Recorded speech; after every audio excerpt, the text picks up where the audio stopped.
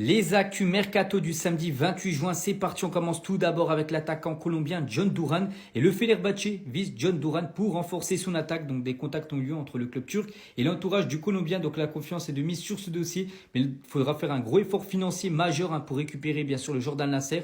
Mais pas qu'il a débarqué en Arabie Saoudite en janvier dernier pour 77 millions d'euros et il pourrait peut-être faire son retour en Europe. Et toujours du côté du Fenerbahçe, on peut voir que Marco Asensio, donc joueur du PSG qui a été prêté là sur cette deuxième partie de saison du côté d'Aston Villa, et Marco Asensio a été proposé au Fenerbahçe pour la saison prochaine.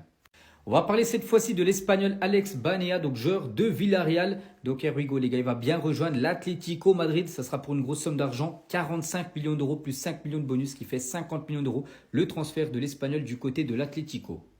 Et on finit aujourd'hui avec le milieu du Borussia Dortmund, donc c'est l'Allemand Felix Nmecha. Il intéresse beaucoup le club de Manchester United, donc les Red Devils sont très intéressés par le joueur, donc le milieu allemand a une valeur actuelle de plus de 28 millions d'euros. Les transferts officiels du samedi 28 juin, c'est parti. On commence tout d'abord avec Giroud, les gars, c'est officiel. Giroud quitte le Los Angeles FC d'un accord commun, résiliation de contrat. Prochaine destination, normalement Lille, les gars, il devrait s'engager dans le week-end du côté du championnat français. C'est officiel également concernant Ivan Perisic, donc il est à deux doigts de rejoindre le FC Barcelone. Il a attendu jusqu'au dernier moment le Barça. Le Barça du coup n'a pas voulu le faire venir et du coup il prolonge son contrat jusqu'en 2027 du côté du PSV. C'est officiel également concernant Nicolas Pallois, ancien joueur du FC Nantes après plus de 8 ans passé à Nantes. Il s'engage du côté de Reims donc pour 2 ans, une année plus une autre année en option. C'est officiel également concernant Axel Tuanzembe. Il quitte l'équipe de Ipswich où il est en fin de contrat là dans 2 jours et reste en première ligue parce qu'il s'engage du côté de Burnley gratuitement. N'oubliez pas que Burnley monte la saison prochaine en PL. C'est officiel également concernant cette pépite les gars, Pape Demba Diop, donc un tout jeune joueur né en 2003, un joueur sénégalais. Et c'est Strasbourg les gars qui viennent le recruter officiellement. Il jouait du côté du championnat belge.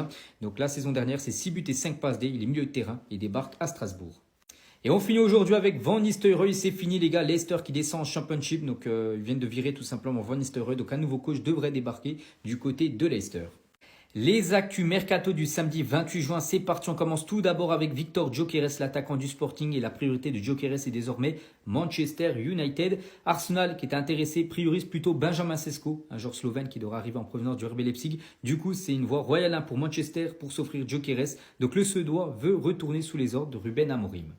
Des nouvelles également concernant le joueur sous-coté Habib Diarra, capitaine cette saison de Strasbourg, donc il devrait quitter l'équipe de Strasbourg et débarquer en première ligue. Habib Diarra va quitter Strasbourg contre 35,5 millions d'euros, bonus compris. Le Sénégalais va rejoindre Sunderland et la première ligue. N'oubliez pas que Sunderland monte la saison prochaine en première division. Concernant Ansu Fati, donc hier vendredi, il a passé sa visite médicale avec succès. Donc il y a de fortes chances qu'aujourd'hui, ça soit officiel, le transfert d'Ansu Fati du côté de Monaco. Donc ça devrait être un prêt d'une saison avec une option d'achat fixée à 11 millions d'euros. Et pour Paul Pogba, c'est exactement pareil. Donc hier, il a passé sa première partie de sa visite médicale. Donc aujourd'hui, ce sera sa deuxième partie de sa visite médicale. Donc si tout est OK, lui aussi dans le week-end, ça pourrait être officiel son arrivée à l'ASM. Les actus mercato du samedi 28 juin, c'est parti. On commence tout d'abord avec l'attaquant français Alexandre Lacazette. Et Lacazette va signer du côté de Neom. Donc c'est une équipe saoudienne. Donc un petit détail reste à régler alors que le joueur a déjà passé sa visite médicale. Il devrait s'engager pour les 2 prochaines années. Et à noter que Lacazette pourrait être coaché par Christophe Galtier parce que Galtier se rapproche de Neom où va jouer bien sûr Alexandre Lacazette. Libre après son départ d'Al Douaï, l'entraîneur français devrait s'engager pour les 2 prochaines saisons du côté de l'Arabie Saoudite. Des nouvelles également concernant le Marocain Azdin Ounahi, joueur de l'Olympique de Marseille qui a été prêté la saison dernière au Panathinaikos du côté du championnat grec. Donc le Panathinaikos n'a pas levé l'option d'achat, donc du coup il revient à Marseille et accord trouvé entre l'OM et le Spartak Moscou pour Azdin Ounahi, un transfert à hauteur de 12 millions d'euros. Bon, le Marocain n'a pas encore accepté la proposition du club russe. Les 2 clubs sont d'accord maintenant, il faut voir s'il est OK pour rejoindre la Russie. Et on finit aujourd'hui avec Olivier Giroud et Herwigo. Giroud va bien s'engager du côté de Lille, un contrat d'une saison pour le buteur français. Donc il a résilié son contrat hier avec le Los Angeles FC. Donc ça pourrait être officiel là dans le week-end, le retour de Giroud du côté de la Ligue 1. L'Espagnol Nico Williams, les gars, fait une demande très spéciale au FC Barcelone. Donc Nico Williams a demandé à Barcelone de finaliser sa signature avant le 9 juillet prochain. Date du retour à l'entraînement de Bilbao parce que lui les gars ne souhaite pas du tout retrouver bien sûr ses dirigeants, les supporters aussi de Bilbao les gars qui l'ont très mauvaise contre Nico Williams. La preuve les gars du côté de Bilbao, donc sa fresque avait été effacée, elle a été repeinte par un artiste et dans la nuit dernière elle a déjà été vandalisée tout simplement la fresque de Nico Williams, donc c'est pour ça il veut que son transfert se fasse avant le 9 juillet prochain. On va parler cette fois-ci d'Ansu Fati. Donc normalement aujourd'hui les gars, samedi, ça devrait être le grand départ d'Ansu Fati qui devrait partir en prêt du côté de Monaco. Donc les détails sont prêts pour une saison. Chaque club prendra en charge la moitié de son salaire, donc 50% payé par Monaco, 50% payé par le FC Barcelone. Une clause d'achat de 11 millions d'euros dans son contrat et un pourcentage d'une future vente pour le FC Barcelone. Toujours avec Monaco, à noter que Ter Stegen, les gars, a décidé de renoncer à Monaco car il n'est pas intéressé tout simplement par les rejoindre parce que Monaco le voulait. Et lui, dans sa tête, il souhaite toujours rester du côté du FC Barcelone malgré l'arrivée de Ruan Garcia.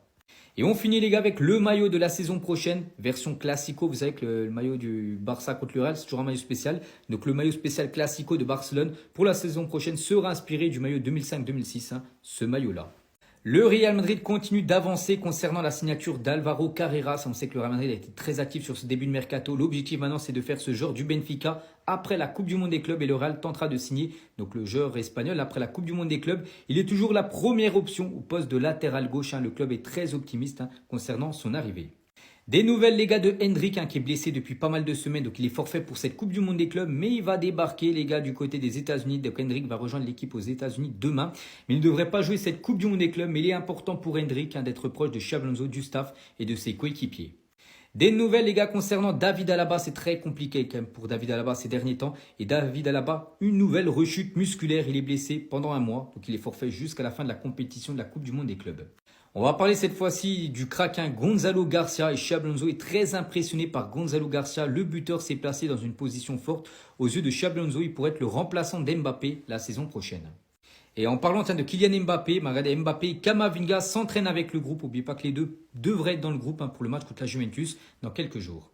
Le Paris Saint-Germain jouera son dernier match la saison prochaine de Ligue 1 du côté du Paris FC dans le stade Jean-Bouin.